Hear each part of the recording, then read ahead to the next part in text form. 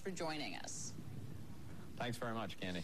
Let me start with something I found fascinating, given the remarks we've heard from Republican leaders post-election, and that is when we talked to voters coming out in those exit polls and said, what do you want to do first? What's most important to you? They are pretty much evenly divided on reducing deficit versus spending more to create jobs. When you look at cutting taxes, it's way down the list. About 19% of people said cutting taxes, and reducing the deficit or spending more to create jobs was in the 40% range. Why then are we listening to Republicans talk about we've got to cut spending, we need to cut more taxes, when that's clearly not what voters had in mind? Well, Candy, you can get the outcome you like from a poll depending on the way you word a question and the options you present to voters. I think what voters want us to focus on are two big things. The first is maximizing economic growth so that we get the job creation that comes with it that we need so badly.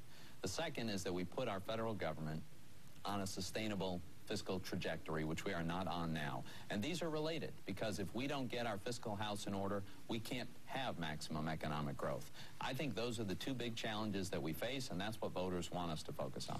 It looks as though, and already the Democrats are saying that you seem, that you, meaning the Republican you, seem to be taking a mandate where no mandate was intended, that voters did go in there saying, yeah, cut taxes, yeah, cut spending, and that you all see this as a mandate perhaps to your own peril in 2 years. Well, I think we should be careful about how we interpret this election. I do think that many voters still remember being disappointed by Republican majorities, and I think this has not been a huge embrace of the Republican Party or the Republican brand. But it clearly was a repudiation of an agenda that's not working, an agenda in which the government has overreached dramatically in many, many areas, and in which the spending has been wildly excessive. People understand intuitively that you can't borrow and spend your way to prosperity. These deficits are unsustainable, and I think they do want us to do something about it. You were around for much of the Bush administration when a lot of the spending took place that Republicans now are complaining about. What's different about you? What's different about the Republicans that's going to change this time around? Well, I was there for the first Bush administration, and Candy, I spent most of my time in the House fighting my fellow Republicans. I thought we were spending too much money. I voted against the big new entitlement program. I tried to bring an end to earmarks. I personally wrote alternative budgets when I thought the Republican budget spent too much money, and I cobbled together a makeshift filibuster on the House floor when I thought Republicans were trying to bust the budget we had agreed to. So I think my record is very clear. I was concerned about this problem many years ago. Now the problem is much, much bigger because the current government has taken spending to whole new, really staggering proportions. So I think most Republicans get this. We've just gone through an election cycle in which the voters have spoken, I think, very clearly about the need to rein in this government. So I'm hoping we'll have a new spirit among Republicans in Congress. I guess I'm not sure how you can talk about the American people wanting the federal government to rein in their spending when 40% said we want the federal government to spend more money on creating jobs. Well, when you pose it that way, are people answering that they want the creation of jobs or more spending of money? You tie those things together and give people a limited number of choices to a question that's designed to elicit a certain response, well, that's what you're going to get. I think people understand that the job growth that's sustainable for our economy is going to come from the private sector, not from growing government. I think that's a message that came across really very clearly.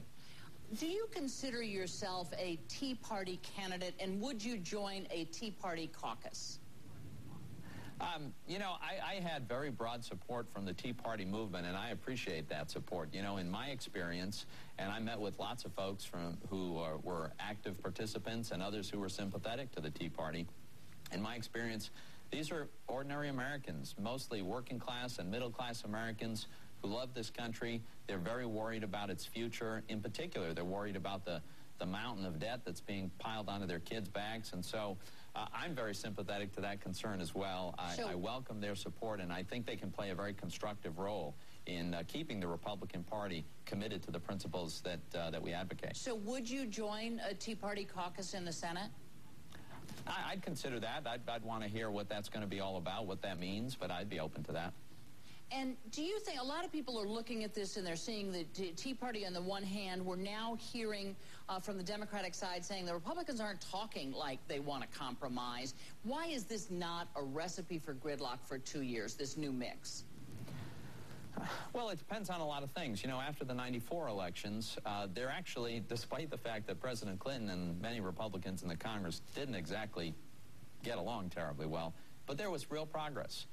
There were actual cuts in spending. We reached a balanced budget. There were cuts in the capital gains taxes. There were new trade agreements. There was welfare reform, and there was a strong economy. So I think it is possible. And actually, I'm encouraged by some of the things that President Obama has said recently. He's indicated that he's got some thoughts about lowering capital gains, at least in some cases. I think we should do that much more broadly to maximize the economic benefits. He's in Asia right now promoting the virtues of expanding trade and increasing our exports around the world. He's exactly right about that.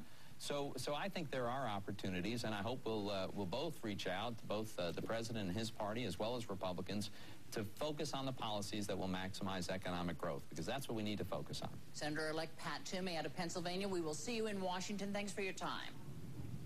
Thanks for having me.